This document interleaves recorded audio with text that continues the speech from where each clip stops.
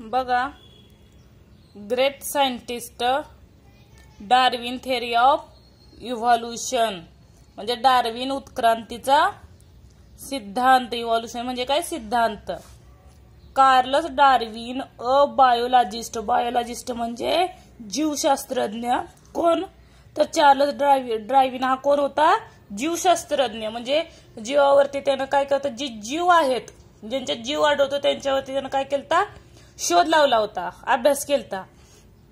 बघा, study numerous types of plant and animals and suggested that only those organism are likely to survive which can best adapt themselves to a changing environment.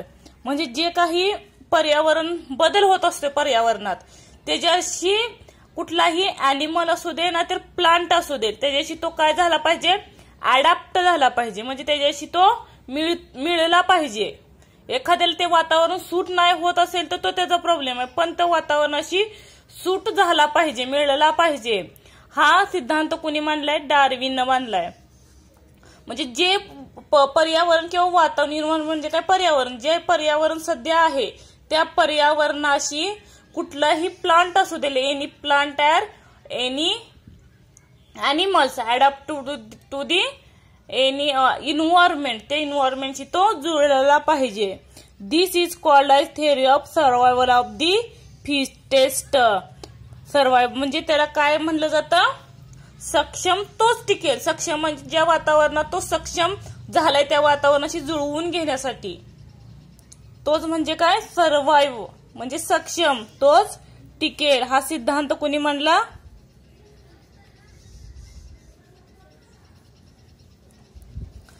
This is Darwin first principle. हे डार्विनचा काय आहे? पहिला सिद्धांत मांडला त्यानं. काय? जे वातावरण आहे त्या वातावरणाशी कोणताही ॲनिमल असू दे, कोणताही प्लांट असू दे, त्याच्याशी त्यानं जुळवून घेतलं पाहिजे.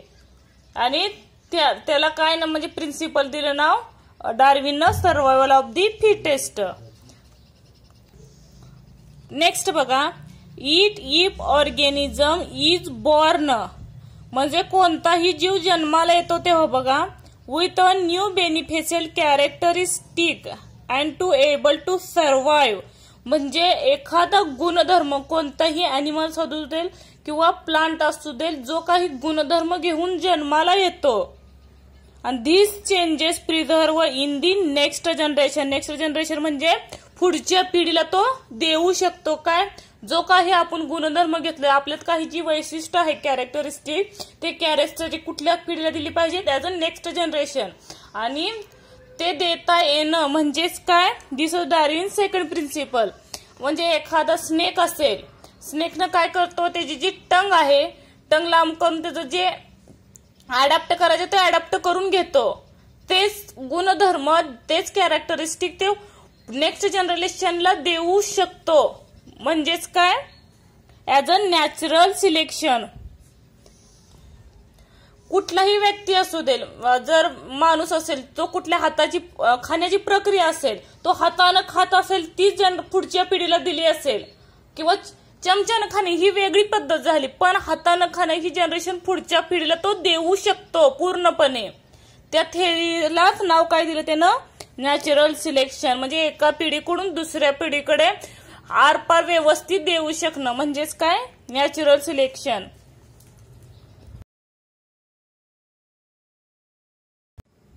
क्लासिफिकेशन ऑफ लिव्हिंग ऑर्गॅनिझम मध्ये काय विचारले बघा, why are living things classified, which are criteria used for classification of plants and animals. म्हणजे त्याचं निकष काय सांगता येईल? कशाचे? प्लांट्स अँड ॲनिमलचे वर्गीकरण करताना कशाच्या साहाय्यानं आपण ते क्रायटेरिया मांडतो, निकष मांडतो, ते सांगायचं आहे. तर काय सांगता येईल? जर प्लांट बघितले तर प्लांटचा स्टेमचा शेप काय, तो त्याचं क्लासिफिकेशन करू शकतोय. नंतर त्यांचा लाईफ पिरियड म्हणजे ते किती काळ जगतात. प्रत्येक प्लांट काय त्याचा लाईफ पिरियड सारखा नसतोय, प्रत्येकाचा काय डिफरन्स येईल. नेक्स्ट नंतर काय? प्रत्येकाचं फ्लावरिंग येण्याचा टाइम सुद्धा काय असेल? चेंज असेल फ्लावरिंग आणि नॉन फ्लावरिंग मध्ये. बघा नंतर काय येईल? कालावधी त्यांचा किती हे आहे ते लिहायचं आहे. नंतर ॲनिमल मध्ये काय येईल, त्याची सेल स्ट्रक्चर येईल, सेल स्ट्रक्चर कसं असतं प्रत्येक ॲनिमलचं.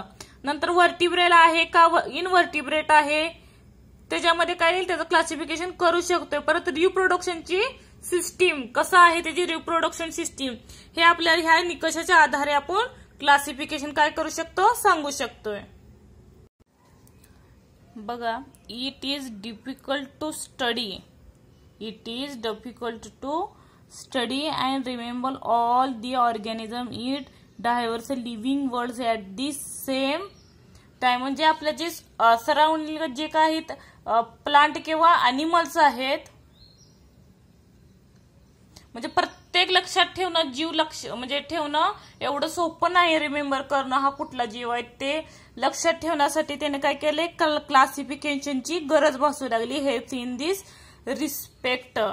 म्हणजे कुठलाही कारण सजीवावर पूर्ण जगात बघितले तर एक ना अनेक लाखो करोड लक्ष काय ते जीव आढळून येतात ऑर्गॅनिझम, पण ते लक्षात ठेवणं तेवढं सोपं आहे का, तर नाही. म्हणून त्यांनी काय केलं, त्यांच्यामध्ये एक क्लासिफिकेशनची गरज भासू लागली. म्हणून different scientist have used different criteria. म्हणजे जे प्रत्येक म्हणजे अनेक जे शास्त्रज्ञ आहेत त्यांनी प्रत्येकाने काय केलं, प्रत्येकाने वेगवेगळा क्रायटेरिया मांडला, निकष क्रायटेरिया म्हणजे, अँड इंडिपेंडंटली म्हणजे स्वतंत्रपणे काय केलं, क्लासिफाईड केलं काय, प्लांट अँड ॲनिमल.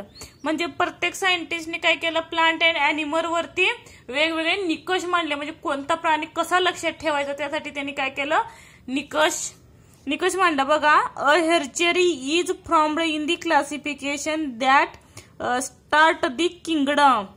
म्हणजे क्लासिफिकेशन करताना काय केलं, कोणत्याही प्राण्यांचं असू दे काय वनस्पतीचं असू दे, क्लासिफिकेशन मध्ये काय केलं त्यांनी अगोदर किंगडम, पहिल्यांदा त्याचं किंगडम कशात कुठल्या सृष्टीत मोडतो, तो प्लांट मध्ये की ॲनिमल मध्ये, हे काय केलं अगोदर स्वतंत्र केलं. इथे एक्झाम्पल दिले बघा, किंगडम ॲनिमेलिया और किंगडम प्लांटिया असे दोन भाग केले. Further group and sub group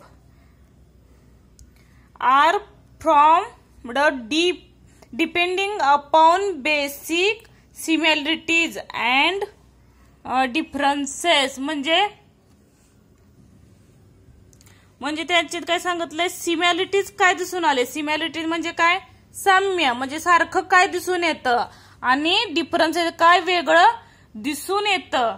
ह्यांचं काय केलं, सब ग्रुप आहे सब ग्रुप मांडले त्यांनी. ग्रुप आहे सब ग्रुप म्हणजे त्याचे काय गुणधर्म आहे विशिष्ट मूलभूत काय त्याचा आहे त्या त्यांनी निकष तयार केला. बघा, नंतर यालाच काय नाव दिलं, this is called as hierarchy of classification. Hierarchy म्हणजे पदानुक्रम. ह्याचा जो kingdom, phylum, class, order, family, genus, species ही काय म्हणले, हेरिची म्हणजे काय, पदानुक्रम केला, त्यांचा एक क्रम केला. ह्या क्रमानुसार कोण कशात मोडतं त्याचं काय केलं त्यांनी, क्लासिफिकेशन केलं. पहिलं बघा, किंगडम. जर मँगो घेतला, मँगो काय येतं, प्लांट, म्हणून किंगडम मध्ये त्यांनी प्लांटिए असं नाव देण्यात आलं. आणि ह्युमन कशात येतो, ॲनिमल मध्ये येतो, बरोबर आहे का, तर त्याने काय म्हणलं, ॲनिमेलिया. नंतर फायलम म्हणजे संघ, कुठल्या संघात तो मोडतोय. बघा, मँगो असेल तर कशात मोडतोय, अँथोफायला, आणि जर ह्युमन असेल तर मॅमेली कॉर्डाटा मध्ये. थर्ड, क्लास म्हणजे काय, वर्ग, कुठल्या वर्गात येतोय तो. मँगो मध्ये डायकॉटोलिडन, मोनोकॉटिलिडन आहेत, म्हणून बघा डायकॉटोलिडन मध्ये काय येतो, मँगो येतोय. आणि ह्युमन मध्ये कशात येतो, मॅमेलिया. नंतर ऑर्डर, गण, कुठल्या गणात येतो, स्पिंडल्स. आणि ह्युमन कुठल्या ऑर्डर मध्ये येतो, तर प्रायमेट्स मध्ये येतो. बघा, हेरिची. नंतर फॅमिली म्हणजे काय, कुल, म्हणजे तो कुठल्या कुलात मोडतोय. बघा, अँकरडेसी, मँगोच्या कशात मोडतो, अँकरडेसी. आणि ह्युमन होमोनिडेई. परत जीनस, प्रजाती, प्रजाती कशाची ती मँगोची? मॅग्निफेरा आणि ह्युमनची होमो. परत पेसीज कुठल्या जातीत येतो तो? बघा मँगो कुठल्या जातीत येतो? स्पेसीज इंडिका आणि ह्युमन पायनस. असा काय केलं त्यांनी? हेरीची मांडलेलं पदानुक्रम केलाय आणि त्याचं क्लासिफिकेशन केलंय. प्लांट असेल आणि ॲनिमल्स असेल, प्रत्येकाचं थोडंफार वेगवेगळं. फक्त किंगडम ऑफ प्लांट आणि ॲनिमल हे काही 2 संघ केले. त्या संघानुसार सगळ्याचं वर्गीकरण करण्यात आले. नेक्स्ट बघा binomial nomenclature by Carl Linnaeus. Carl Linnaeus हा एक सायंटिस्ट आहे. त्यानं कशाचं नॉमेनक्लेचर केलं? बायनॉमियल. बायनॉमियल म्हणजे द्वैमान. नॉमेनक्लेचर म्हणजे पद्धत. म्हणजे कार्ल लिनॅसनं द्वैमान पद्धत कशाला म्हटलंय बघा. Imagine that there are 4 student with the name Kabir और किरण इन अ क्लासरूम. म्हणजे एका क्लासमध्ये काय सांगितलंय? 4 स्टुडंट आहेत. एक तर कबीर नावाचे असतील किंवा किरण नावाचे. सेम नावाचे किती स्टुडंट आहेत? 4. पण त्यांना बोलवताना कसं बोलवणार ते विचारले बघा. If you are talking about any one of them. तुम्हाला काय करायचं? एकालाच टॉकिंग करायचं, म्हणजे एकालाच हाक मारायचे तुम्हाला. How would you ensure that others known which one of them you are talking about without any confusion. म्हणजे एखाद्याला तुम्ही हाक मारताय, 4 कबीर असतील की किरण असतील, त्याच्यापैकी तुम्हाला एकालाच हाक मारायची आणि बिना कन्फ्युजनचं त्यातील एकाला बोलवायचं आहे. मग ते तुम्ही कसं बोलवाल? म्हणजे त्यालाही वाटलं पाहिजे की मला नाही बोलवलं, फक्त ह्या म्हणजे कबीरला किंवा किरणला बोलवले. तर बघा, we would tell the full name. मग तुम्ही काय करणार? त्याचं फुल नेम बघणार. That is the first name and last name. त्याचं पहिलं नाव आणि लास्ट नाव काय आहे, म्हणजे ते कोणाचंही कन्फ्युजन राहणार नाही की त्याचं आडनाव त्याचंच आहे म्हणून तोच येणार बोलवलं की. This is similar to binomial nomenclature. यालाच काय म्हणलं जातं? बायोनॉमियल म्हणजे द्वैमान पद्धत. म्हणजे पहिल्या पद्धतीत बघितलं तर पहिल्या ह्याच्यात कन्फ्युजन होईल म्हणून दुसरी पद्धत बघितली, त्याचं आडनाव काय आहे, फुल नेम काय आहे, मग त्याच्यावर कुठलंही कन्फ्युजन नाही राहत. म्हणून कुठली पद्धत वापरली त्यांनी? बायनॉमियल नॉमेनक्लेचर, द्वैमान पद्धत. नंतर बघा, binomial nomenclature is used to identify each organism. ज्या प्रकारे आपण नावं ओळखू तसे प्रत्येक जीव ओळखण्यासाठी कुठल्या पद्धतीचा यूज केला जाऊ लागला? बायनॉमियल नॉमेनक्लेचरचा.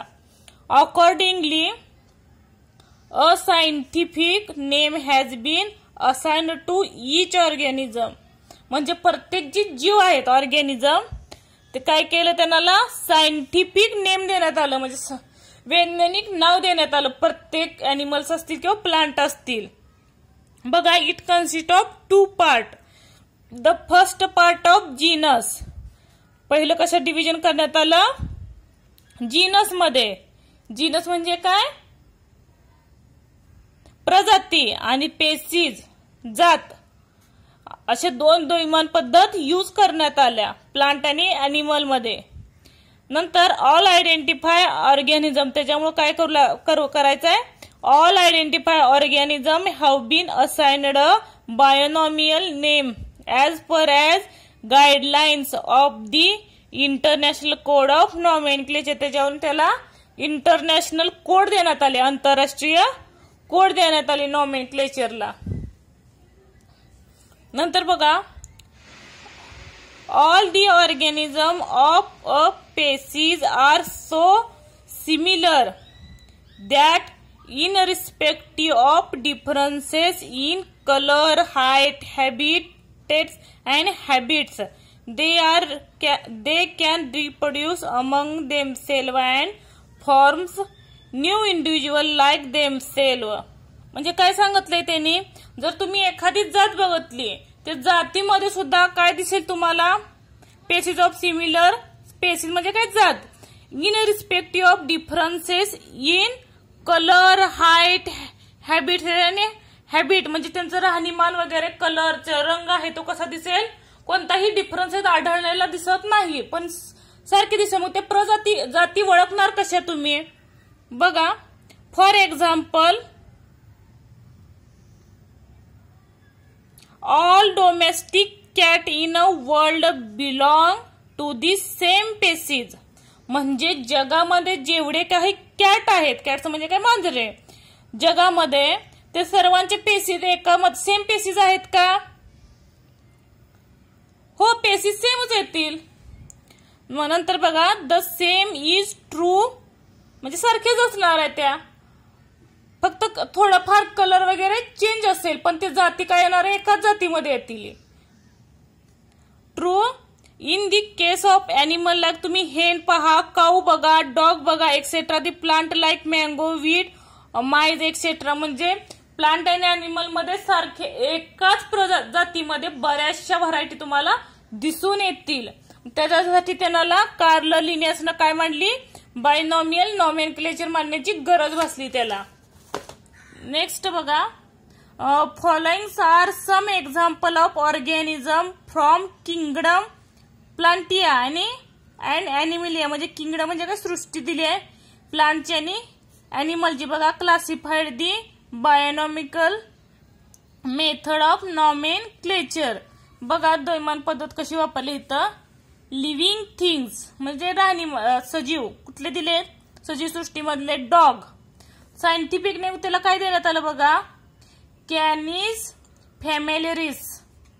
नेक्स्ट लिव्हिंग थिंग्स मध्ये काय दिलंय, काऊ. त्याला सायंटिफिक नाव काय दिलं, boss taurus. Second living things कुठला आहे, हिबस्कस. हे दोन कशात आले, अॅनिमल मध्ये आले, बरोबर आहे का. आता हिबस्कस कशात येतोय, प्लांटिया मध्ये. बघा त्याला काय सायंटिफिक नेम देण्यात आलं, हिबस्कस रोजा सायनोनिसिस. आणि लिव्हिंग थिंग्स मध्ये परत जॉर्ज कशात येतो, प्लांटिया मध्ये येतो. त्याला काय सायंटिफिक नेम देण्यात आलं तर सोर्गम बायोकोर.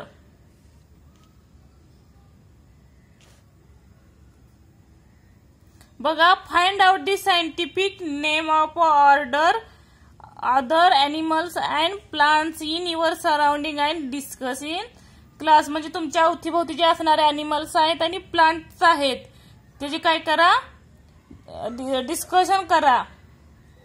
म्हणजे याच प्रमाणे तुम्हाला सायंटिफिक तुम्ही नेटवरती सर्च केलं तर प्रत्येकाची वैज्ञानिक नावं काय भेटतील आपल्याला, भेटून जातील सायंटिफिक नेम. ते पहा. इथं आपला टॉपिक संपलेला आहे. नेक्स्ट लेक्चरला आपण एक्सरसाइज मध्ये काय विचारले ते पाहू.